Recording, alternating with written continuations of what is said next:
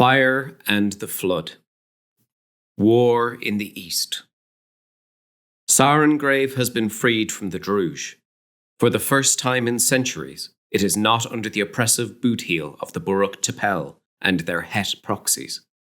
In theory, at least, it is now imperial. The Senate has declared the wetlands are now part of Urzan. Yet, as autumn lengthens into winter, there is little sign of Urzan settlers establishing spires here.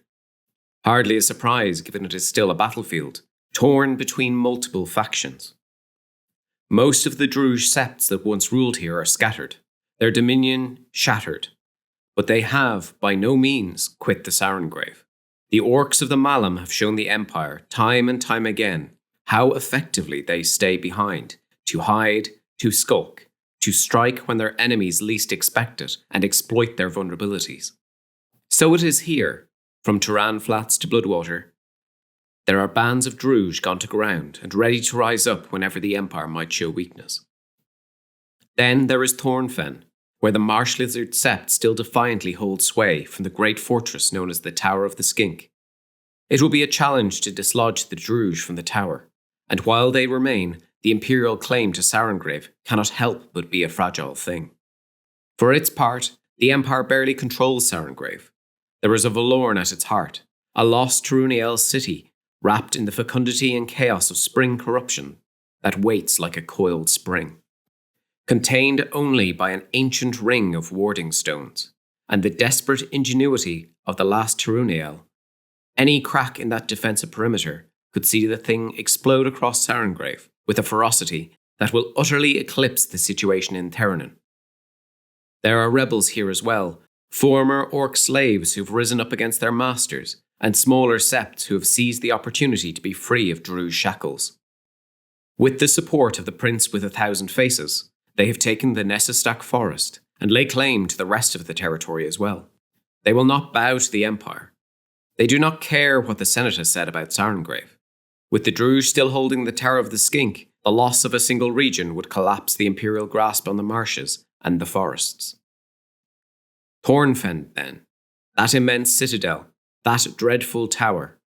It dominates the vital pass into Axos, looms over the spiralling town of Sepals, and casts its shadow over the Empire's ambitions here in the east. The fortress is old, older perhaps than the Empire itself. The Towers of the Dusk, the fort that once squatted at the eastern end of the Barrens, was but a pale shadow of this redoubt. It spreads like a stone and weirwood blight across the foothills of the southern mountains. Taken all together, it is mightier than the Castle of Thorns itself. Only the walls of Holberg could claim to surpass it.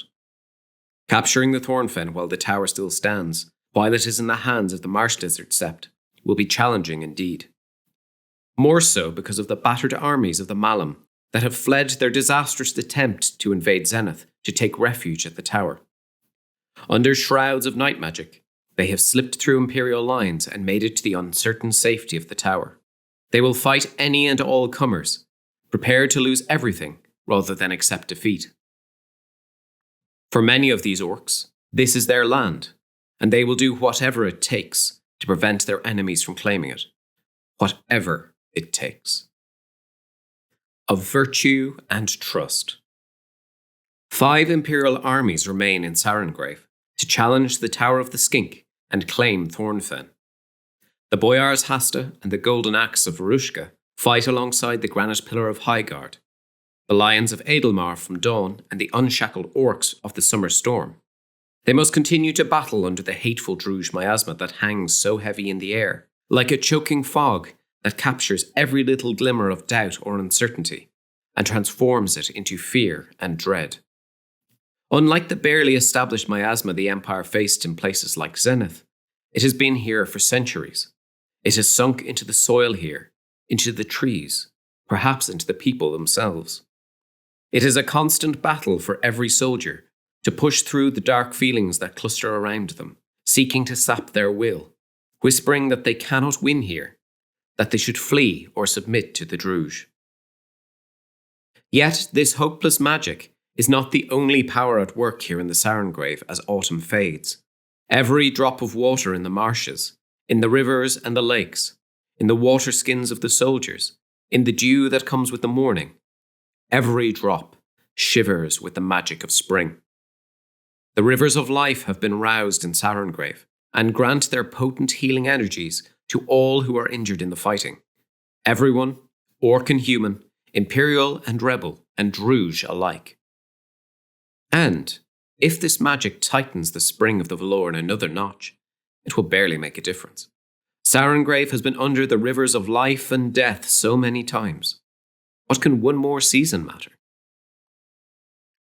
The infused waters mean that any injury short of a mortal blow will heal, although it will still leave scars.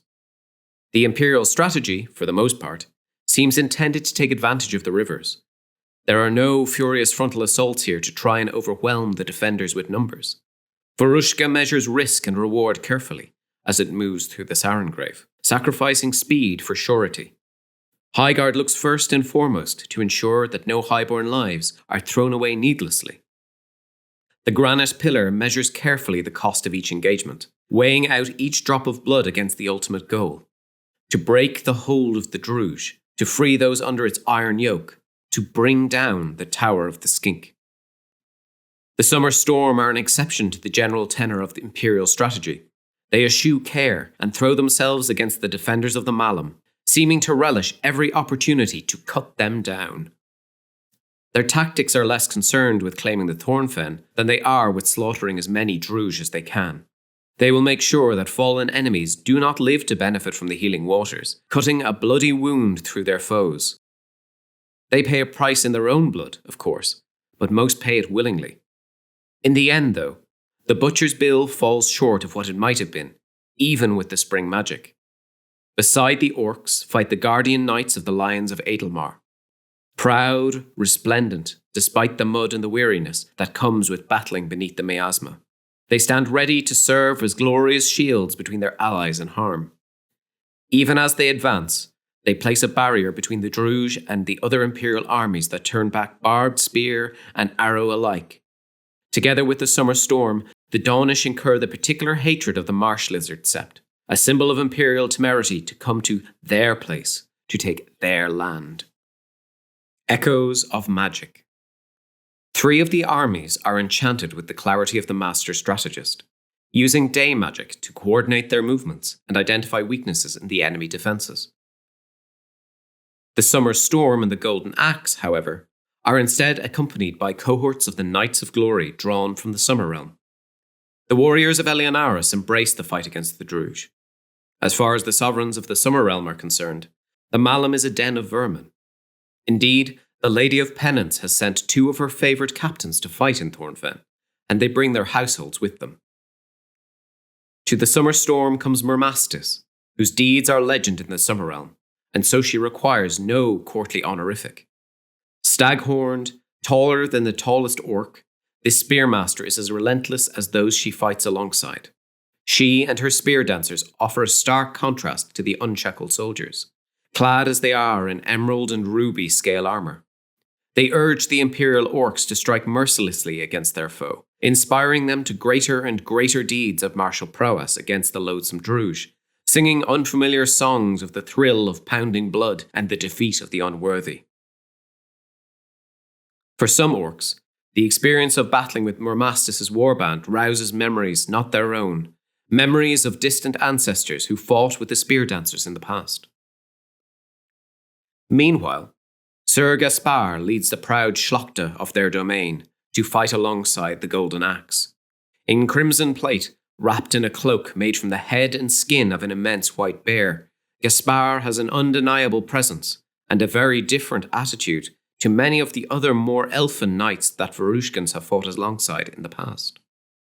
With their unbreakable adamant shields and their mighty axes, the warriors of Gaspar are less concerned with glory and splendour than they are with victory. The captain does not try to conceal their disappointment at the tactics the Golden Axe have chosen. They fight as enthusiastically, but at night around the fires they share stories of triumph and the joy of conquest, of the Vard and their iron spirits who tamed the wild forest, whose legacy remains the greatest nation of the Empire. Gaspar themselves clearly speaks from personal experience, and their words catch on something in the hearts of the audience that lingers. These words linger not only in the hearts of the Golden Axe themselves. A great host of Imperial captains has gathered under the banners of the Golden Axe, fighting and marching with them. A matching host has come together to fight with the summer storm. They too hear the stories of Ser Gaspar and the songs of Mermastus, and as the Imperial advance grinds forward, soldiers of every stripe chafe at the bit, eager to engage with the orcs of Thornfen. Shadow of the Tower. On the other side, the garrison of the Tower of the Skink, warriors of the Marsh Lizard Sept, are cautious indeed. They have underestimated the Empire before, seen them sweep inexorably across Sarengrave, breaking Sept and Shackle with equal ease. They focus their attention on Thornfen alone, leaving the rest of Sarengrave to fend for itself. There is a kind of discipline in these defenders rarely observed amongst the Druj, but wedded to an almost overwhelming arrogance. Even when retreating, they do nothing to hide their sneering contempt of the Varushkans and the Highborn, for the Knights of Dawn, and most of all for the Imperial Orcs, who they take pleasure in naming slaves of the Empire. They mock, they taunt, they needle. They attack the pride of their foes with cutting words, even as they assail their bodies with slicing steel. Like all Druj, they are happiest striking quickly from surprise, inflicting as many wounds as possible, and then retreating. This has rarely been a particularly efficacious strategy under the Rivers of Life, where leaving anyone alive means they will most likely recover. But if anyone can make it work, it is the orcs of the East, and the marsh lizards seem especially versed in inflicting as much pain as possible, or leaving their foes broken beyond salvation, rather than simply killing them. For all their cunning and cruelty, though, they are outmatched by the great host of Imperials. If it were just the garrison, just the people of the Marsh Lizard clan, and the refugees from the Thorn Wasp and the Banded Snake who have sought refuge in the Fens, then the Tower of the Skink and the sprawling town of Sepples would swiftly be overrun by the Imperial armies. The Empire knew that the Poison Crane and the Hidden Snake, the warriors of the Marsh Lizard and the Banded Snake, had taken up positions in Thornfen, in the tower. Their presence makes the advance more difficult, but still, it is likely the Empire would easily press them back. Unfortunately, there are another 6 armies of the Malum in Thornfen this season that the Imperial strategy does not entirely account for. Earlier in the year, the armies that had conquered Theranin moved south, making a foray into northern Zenith. They cast down the Stork's Gaze, but were in turn cast down by an Imperial counterattack. Caught between the armies in Zenith and those in Bloodwater Marsh, their situation looked desperate. Unfortunately, the Tainted Basilisk were among them, an army led by Gulai trained at the Palace of the Sleepers, twisted masters of night magic, as well as the magic of spring. They have saved the Druj armies from Zenith once before, using an enchantment similar to that practiced by certain secretive Varushkan Kabbalists. They wrapped themselves and the other armies in a veil of shadows that allowed them to pass through the Imperial forces in eastern and southern Sarengrave and make it to the Tower of the Skink without losses. They are battered, weakened, but not broken, not yet. Some have had no choice but to be here. Their septs are in Sarengrave, and if they abandon their ancestral lands to the Empire, they will wither and die. No Buruk Tipel, no Het will countenance such a fate. Better to die with your teeth in the throat of your enemy than to go quietly into the night. The other armies have no choice but to be here, forced to choose between destruction in Zenith or a desperate fight in Sarengrave. In some ways, they have exchanged one prison for another. At least they have a fighting chance here, or at least a chance of persuading the Tainted Basilisk to weave their enchantment again, so that they may escape to the safety in the salt flats to the north. The Poison Crane commands the defenders, although it is likely their position is fragile at best. The Septs never stop maneuvering for power. It is likely that within the Tower of the Skink there are plots afoot already. Even in the face of extinction, the Druj will jockey for position. It is important never to forget that the orcs of the Malum are only unified from the point of view of outsiders. Loyalty between septs is utterly alien to their way of life, their way of seeing the world. The Tainted Basilisk in particular look to be chafing under the command of the Khurain. None of their magicians are seen on the battlefield at all. They have chosen to remain sequestered within the walls of the Tower of the Skink. They may give the Crane cause for alarm, but there are those among the Imperials who wonder what exactly the Gulai of the Basilisk might be up to. Politics aside, they fight. They have no choice. The Empire is coming, and there will be little mercy for the Druj. They fight, and there is little subtlety in their strategy. They focus entirely on defense, on keeping the Empire from claiming the town of Sepals, from advancing on the tower itself. There is a noticeable desperation to their tactics. Hide, strike, flee, hide again. Their mobile, skirmishing approach can only go so far, of course. The Empire sets the tempo here, and in the end, the Druj must face the reality of the invasion and actually fight. Their knowledge of marsh lizard land helps them here. They are able to force engagements that favour their position more than the Empire's, at least some of the time. They're also not above mobilising the people of Sepals in their service. Barely armoured, poorly armed orcs who are little better than slaves, pushed into position as distractions or literal walls of flesh and bone in the service of some cunning stratagem or another. There is little heroic about slaughtering such helpless folk, but the Druj know this and lie in wait to exploit any moment of weakness or compassion. In the Tower of the Skink, the Druj defenders are utterly demoralised, scrabbling to try and keep their foothold. They have nowhere to go, and while that makes them fight more viciously, it cannot help but eat away at their resolve. The Empire begins to make headway in the conquest of Thornfen, even in the face of the Druj forces arrayed against them. They push toward Sepals and the warehouses that store the rice and dried meat taken from the farms of Thornfen. If they can reach the town before the last supplies are moved to the fortress, they will make it that much harder for the armies pressed together within its walls to survive the winter, to endure a siege. Once Sepals falls, there will be nothing between the Imperials and the walls of the tower. After initial pessimism, it begins to look as if the Imperials will at least claim Sepals by the winter solstice and begin to bring down the defences of the Marsh Lizard Sept. Unfortunately, the battle for the Tower of the Skink is only half the story. Out of the north. The main thrust of the Empire's strategy is to the south. There are troops stationed in the north to keep an eye over the borders, but surely given the punishing defeat inflicted on the Druj last season, they will be licking their wounds and trying to regroup. Surely. Sadly not. Even as the Empire advances on Sepals, a ragged host of Druj push back into Crawl in the southern Turan Flats. 5 more armies with the Black Wind in the vanguard. They might have quickly overwhelmed the vigilant watchers on the borders had it not been for unlooked-for aid. War bands of former slaves and bloodspears out of Nessastak Forest appear seemingly out of nowhere to battle the invading orcs. They've no actual chance of holding the armies at bay, nowhere near the numbers, the prowess, or the organisation. Nothing like an army of their own. A handful of outlaw bands, filled to the brim with the violent magic of spring. They are in the midst of launching their own raids against Druj holdouts in the north, when the Black Wind bring their vengeful forces across into Sarengrave. With their aid, many of the soldiers stationed at the wash posts, busy securing Turan Flats and Crawl, are able to get to safety.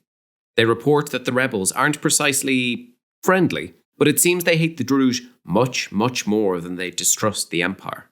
It also appears that there are grim mortal followers and swift heralds of the Prince with 1,000 foes fighting with them. Indeed, it's likely that without that additional aid, they might not have been able to help the Imperial soldiers quite so effectively. Thanks in part to their support, messengers are able to deliver the news of the Druj return to the armies in the south. There is an emergency council, and the commanders agree that they have no alternative but to split their attention. With the northern contingent drawing closer by the hour, the Imperial forces cannot risk losing Turan Flats or Crawl. Being squeezed between the anvil of Thornfen and the hammer striking out of the salt flats will spell disaster. At least the armies from the north show the signs of a year or more of constant warfare in Theranin and the Malum. Only the White Lion is anywhere near its full strength.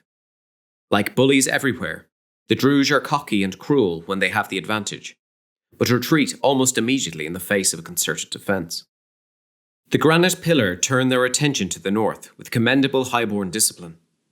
The Lions of Adelmar and the Summer Storm split their attention between the Pillar and the armies in the south. Indeed, the Storm will find it much easier to find Druj to kill in the northern marshes than they will the heavily fortified Thornfen. The rest of the Imperial advance presses the Tower of the Skink and the armies sequestered there. There are clear signs of dissension in the ranks of the barbarians that emerge from the salt flats. While the Black Wind and the White Lion push forward to engage the Imperials, the Hidden Widow and Deadly Blade seemed more focused on raiding the farms and villages and making an example of former slaves. The Red Lizard, meanwhile, seemed more concerned with recapturing Turan at the urging of the widely reviled Het Traka. The Shadow Crate Sept, whose warriors make up the Red Lizard, clearly owe favours to the banded snake, among whom Traka enjoyed great prestige. How far they are prepared to go, however, depends on just how seriously they take those favours. As the Imperial forces try to intercept the Red Lizard at Turan, that attracts the Black Wind and the White Lion, and a two-way battle erupts around the settlement. Days of vicious fighting see part of the town burn, but in the end, the Empire is victorious and manages to push Traka's allies back. There is little time for celebration, however. Every time one fire is stamped out, another erupts somewhere else along the frontier. It also helps that the Druge armies are clearly not sure what is waiting for them, and they come cautiously, carefully. Even the Black Wind, usually so keen to terrorize their foes, keep their darker urges in check. Even in the face of the Varushkan and Dawnish soldiers they despise more than any others, they remain cautious. For all their caution, these armies are no less prepared to fight than those in the south, no less eager to kill Imperial soldiers. It may be the presence of the rivers of life that makes them bold. It is surely the loss of the Sarengrave that makes them desperate, however. Jarangir's Levy. Inevitably, the need to address the armies out of the Salt Flat causes the Imperial advance in Thornfen to slow. Worse, it creates openings that allow the Marsh Lizard and the armies of the Tower to push back. The invasion falters, and it looks in the end as if the Imperial armies will make no headway this season at all. Through the seemingly random movements of troops back and forth, a great battle erupts around the crossroad where Jarangir's Levy meets the path of the Tail that runs down towards Seppels and the Tower. The Druge defenders push mercilessly forward, committing their entire strength to the task of breaking the Imperial advance, of routing the virtuous forces. With what might be the entire armed force of the Marsh Lizard Sept fighting alongside the Poison Crane, even the Tainted Basilisk have dispatched a coven of War Sorcerer Vicari in support. The engagement is brutal. The Summer Storm takes the brunt of the casualties, but no army escapes unharmed. It is a testament to the discipline, to the commitment of the Imperial armies, that they are able to face the barbarian strike and not buckle under the pressure. The Boyars Hasta in particular distinguish themselves, trading blows and vicious taunts with the Druge with equal facility, goading their enemies into overcommitting themselves, luring them into position where they can be cut off from their allies. It's not clear who breaks the levy, swollen as it is with the heavy rains of winter. Some say it was a band of the Summer Storm, seeing the opportunity to wash away the Druge and win the day. Others say it was the warriors of the Flame Beetle, bringing their siege expertise to bear on the task of defeating the Empire. But breached it is, and what starts as a trickle of water swiftly turns into a deluge. Again, though, the discipline of the Empire sets them in better stead as the floodwaters cascade into the lowlands. The Lions of Edelmar in particular are responsible for saving dozens of lives, unconcerned whether those they aid are Dawnish, unshackled, or from any other background. The Druge, though, deploy the age-old tactic of everyone for themselves, and they suffer for it. But the damage is done. The Imperial forces are scattered, their lines fractured by the need to avoid the waters, and the Druge are much more experienced fighting in these marshy conditions. It looks bleak for the Empire. Very bleak. Then half the Druge forces, the Marsh Lizard garrison, the Poison Crane and the Tainted Basilisk, the Flame Beetle and the Jagged Claws suddenly break off. Rather than push their advantage, they take the path of the Tail southwards at speed. The remaining forces, Hidden Snake, Hunting Scorpion, and Red-Painted Thornborn, do their best to take advantage of the Empire's disarray, but before they can do so, the Imperial soldiers have regrouped and present an impenetrable forest of spears and swords and shields. It is at this time that a figure appears in the Imperial command tent, a translucent shade of indeterminate gender, face hidden by a deep cowl, brazen chains for a belt, the only part of their body visible being hands that are more bone than flesh.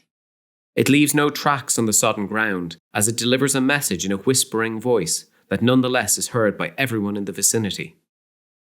General Vasiliki Terakos sends her regards and anticipates the northern approach goes well. The shield of Ipatavo has commenced its assault against the Tower of the Skink, and the general hopes to meet with the Western armies soon. Shield of our ancestors. Up the path of the eye they march, soldiers clad in dark greens and purples.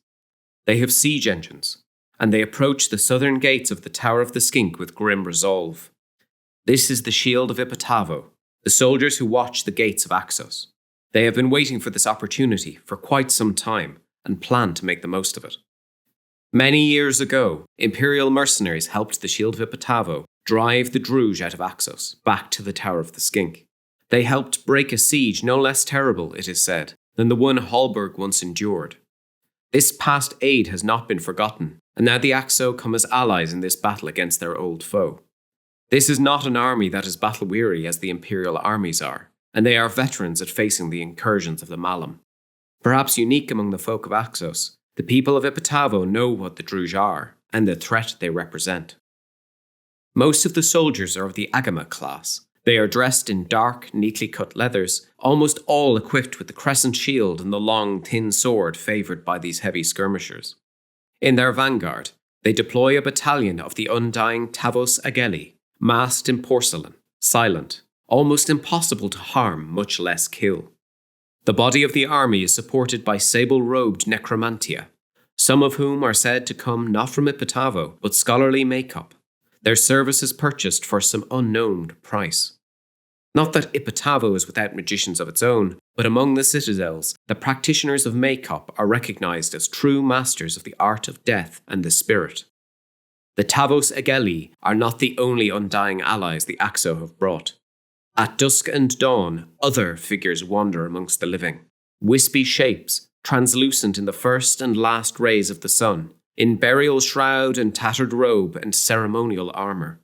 They offer advice and guidance to the soldiers and officers to the shield. When a few scouts are able to make it through the southern mountains to liaise with the commanders of the Axos forces, the commanders insist on discussing strategy, only in the fading twilight where the ghostly figures offer wisdom only the Axos seem to hear.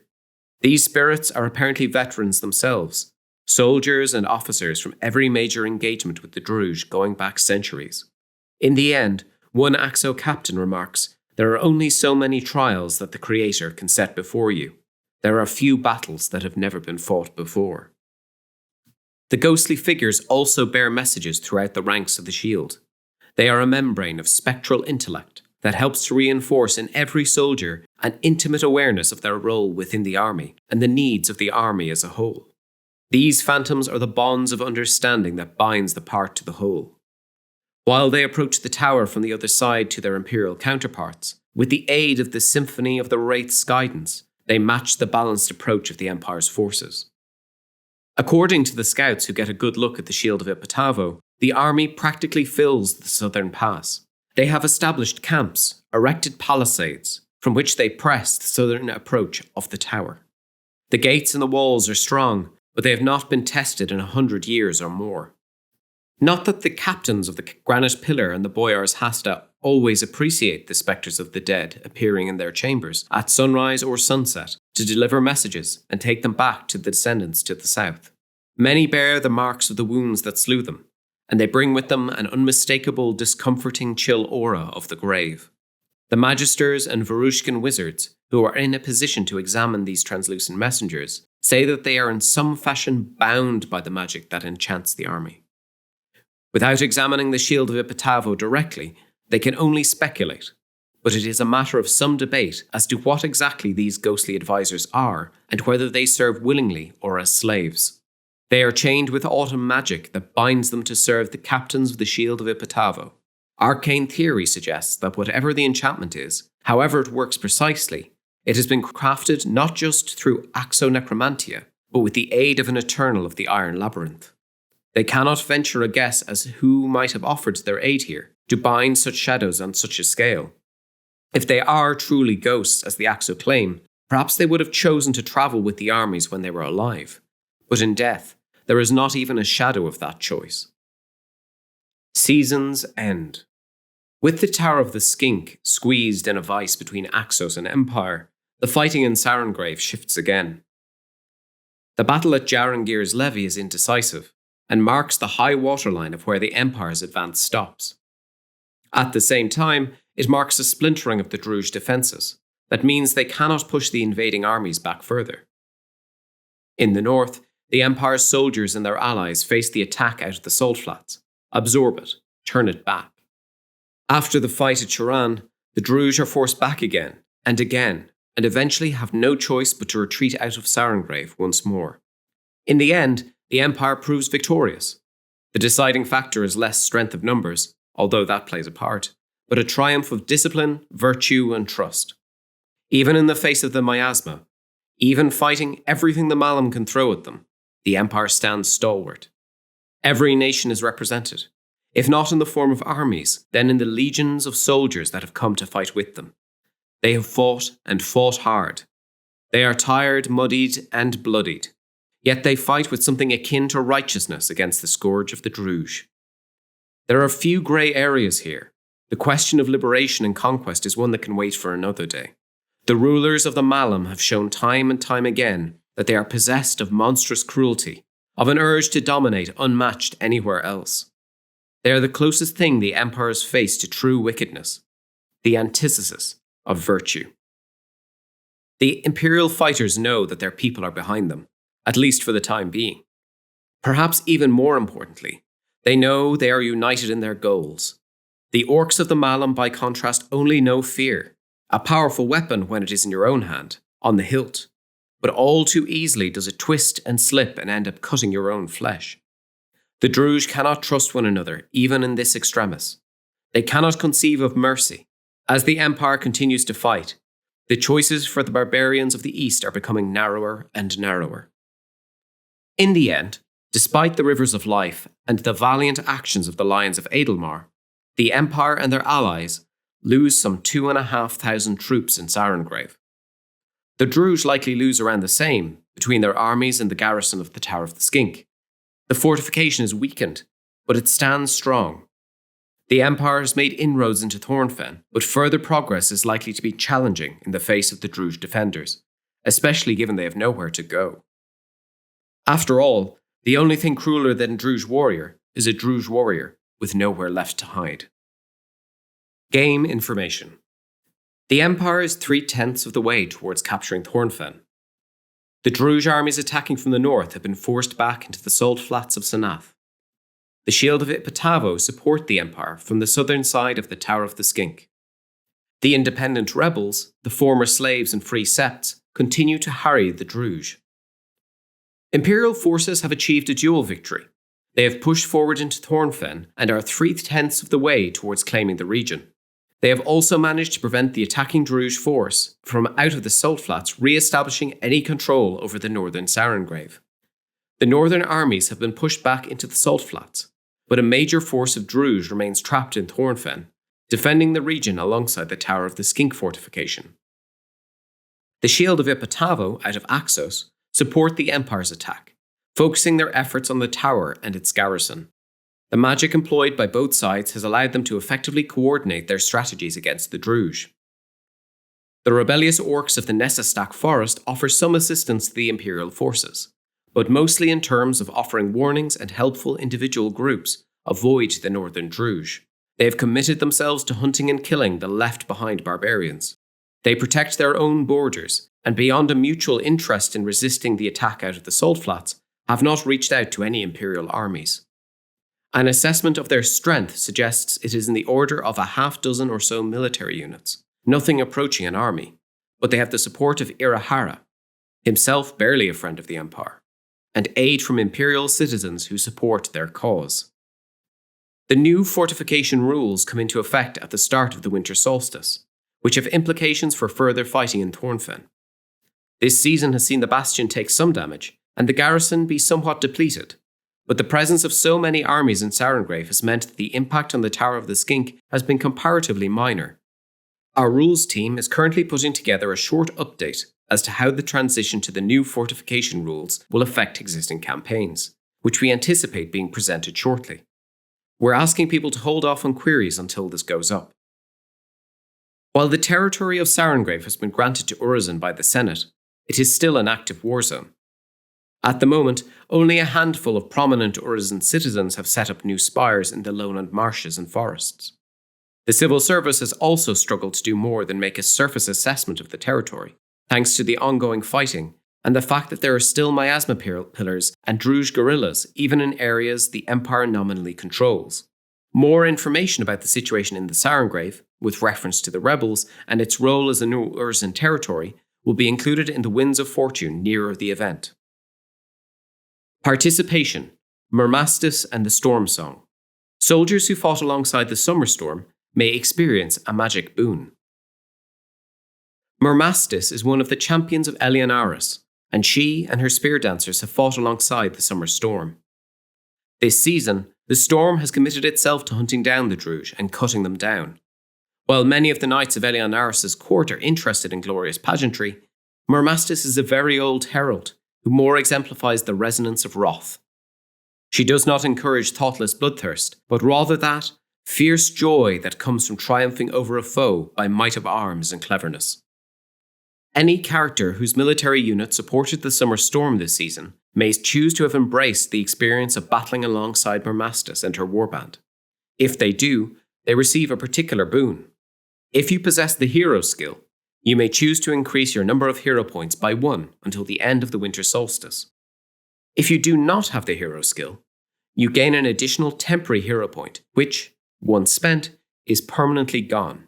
It will have faded entirely by the end of the winter solstice, regardless. Anyone who chooses to gain this benefit also experiences a role-playing effect that lasts until the end of the winter solstice. You feel the urge to seek out challenging confrontations, especially those that involve fighting, strategy, or tactics. You take particular pleasure in defeating others, whether enemies or friends, in such challenges. You feel the urge to do things that demonstrate your prowess as a powerful warrior. Being overlooked or dismissed may cause you to lose your temper. The effect lasts until the end of the winter solstice 387 YE. The Summer Storm have benefited from a number of different enchantments over the last few years, and so far, at least the presence of the Knights of Glory have not begun to influence the army to the degree it has impacted other armies fighting in the Malum.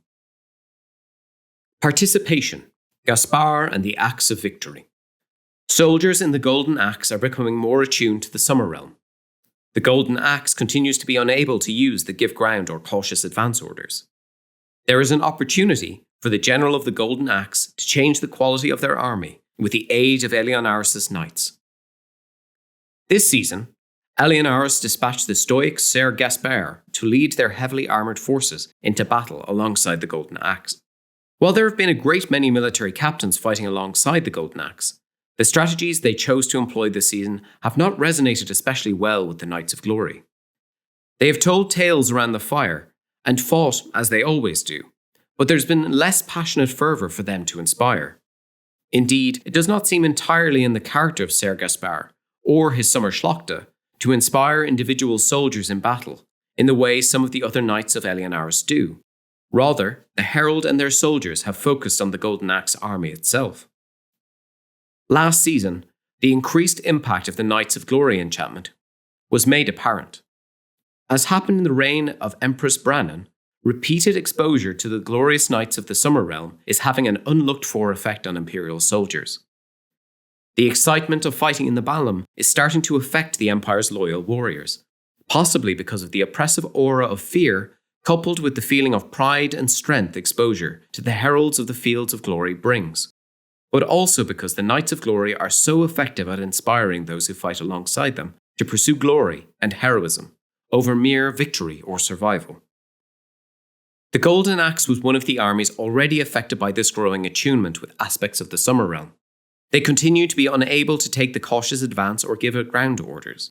If the general issues such an order, it will default to balanced attack or solid defense instead. This effect will persist until the army has spent an entire year without experiencing the Knights of Glory enchantment. Each of the affected armies tracks this separately. It may be possible to ameliorate this effect by other means, but it is not clear quite how this might be done. The national or virtue assemblies of the Imperial Synod may be able to assist in this matter, perhaps with a suitably worded statement of principle. The situation has not gotten any worse due to another season under the influence of the Knights of Glory. If anything, it has opened up a possible opportunity. The magical Knights of Eleonaris encouraged the soldiers of Varushka to conquer their enemies, something that is very much in keeping with their goals and ambitions.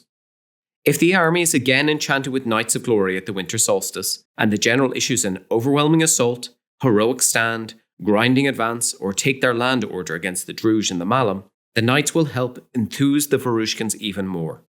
The final component required will be 12 wains of mithril, which should be in the inventory of the General of the Golden Axe and used to create a set of standards in the old Vardish style, incorporating the virtuous animals and serving as symbols of their commitment to triumph and victory. The army quality of the Golden Axe will become victorious. They will keep the Take Their Land order and replace Grinding Advance with the Implacable Conquest order. However, they will permanently lose the ability to take the Cautious Advance or Give Ground orders. Implacable Conquest. Casualties suffered by this army are reduced by a fifth. Casualties inflicted by this army are reduced by a fifth. The ability of this armor to conquer territory is increased by a fifth. The army advances relentlessly, targeting key strategic points with their attacks. They do not shy away from direct engagements, harrying defenders until they force them to retreat. Securing their goal, they consolidate their gains and then select another landmark to move towards. In the end, it is the conquest that matters. The iron spirit of the Vard will be satisfied by nothing less than absolute, uncontested victory.